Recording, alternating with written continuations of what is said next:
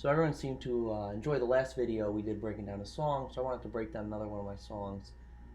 This is called Always Feel This Way. It's the first track on my EP.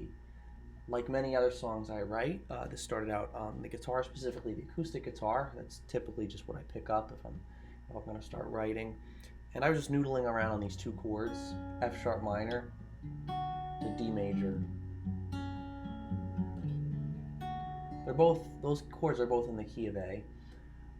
Even though I don't play that chord till much later in the song, it creates a little bit more tension than going right to that resolve of the key the song is in.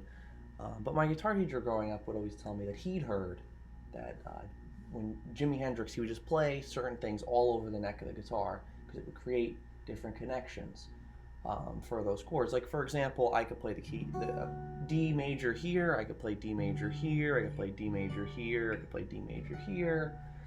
You could play it in a million different ways. I think this is a D major too.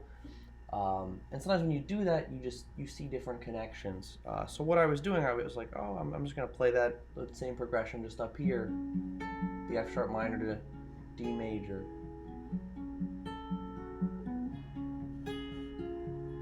But then what I realized very quickly was that I actually wasn't playing that. I made a mistake. I was playing F sharp minor to D flat major. Very close, but a little bit different. And that D flat major is outside of the key, so it creates a little bit more tension.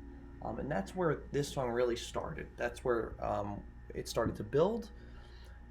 So that's where I started here. I started with that guitar, recording that guitar.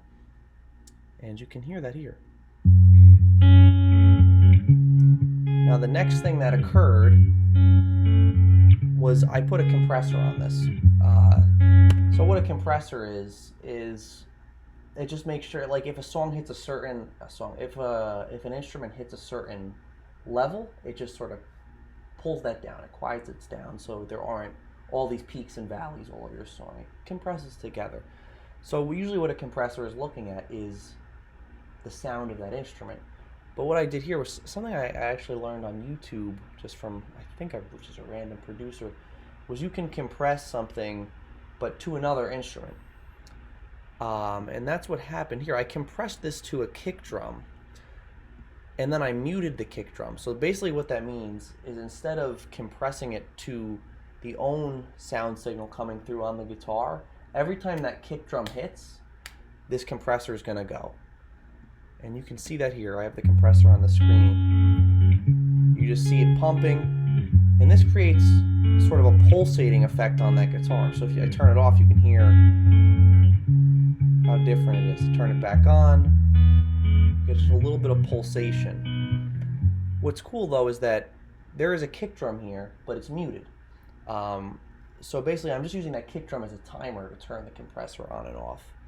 And that creates this sort of eerie pulsating sensation. It makes that guitar more interesting. And then you hear the vocals on top of that. It's still on my mind, fill me with regret. And you see the kick come in there. So beyond that little pulsating effect and this chordal thing I was working on, the main goal with this track was to really experiment with vocal production.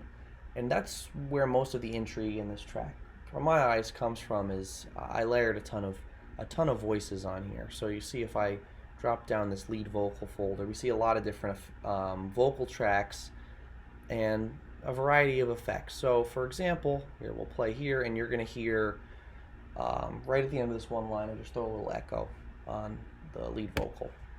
Said to me to let it be, move on with my day, all I be. And that tiny bit of delay or echo there, it just makes that part a little bit interesting.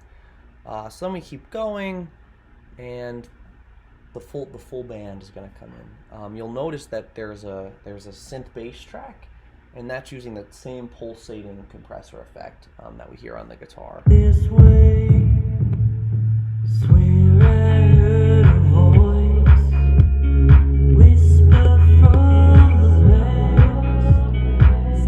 So there's another effect you hear there. I'll just show you. basically what I'm doing here is I reverse the vocal track. So I take what I'm singing, flip it backwards. Back in the day of like tape effects, that would basically be you just flipping the tape over and you're playing it backwards. And then I threw some reverb on that, so you get this pretty interesting sound here that's played over the lead vocal.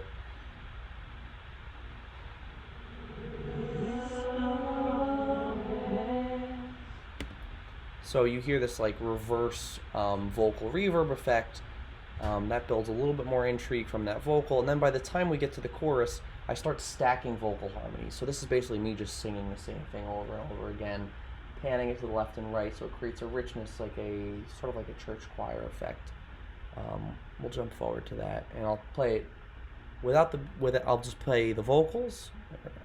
I'll just play the vocals, and then I will play the I'll play it with the quote band. Tell me, baby, I'm hoping that you like. Now with everything.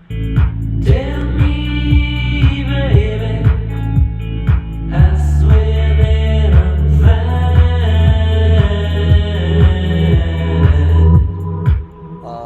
I like that, and just as a point of comparison, here's that vocal just alone, the lead vocal alone. Tell me, baby, I'm hoping that you like. It's thin. Tell me, Sounds nice, but baby, as you add in these other things, I swear that I'm fine.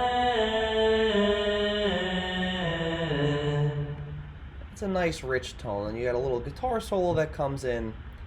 Everything strips away for the third verse, and then in the final chorus is, again, in my mind, where things really seem to lift off. And again, this was me playing with vocals, vocal effects. So in this last chorus, you have the regular lead vocal. Tell me, baby, which you've heard in all the other choruses.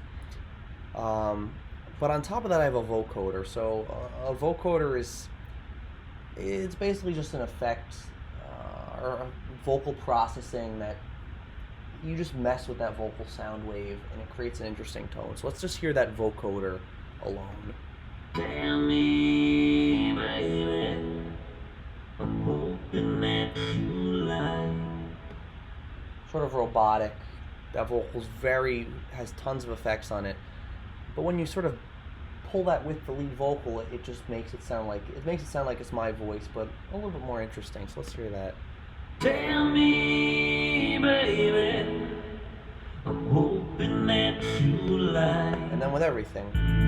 Tell me, baby, I swear that I'm fine.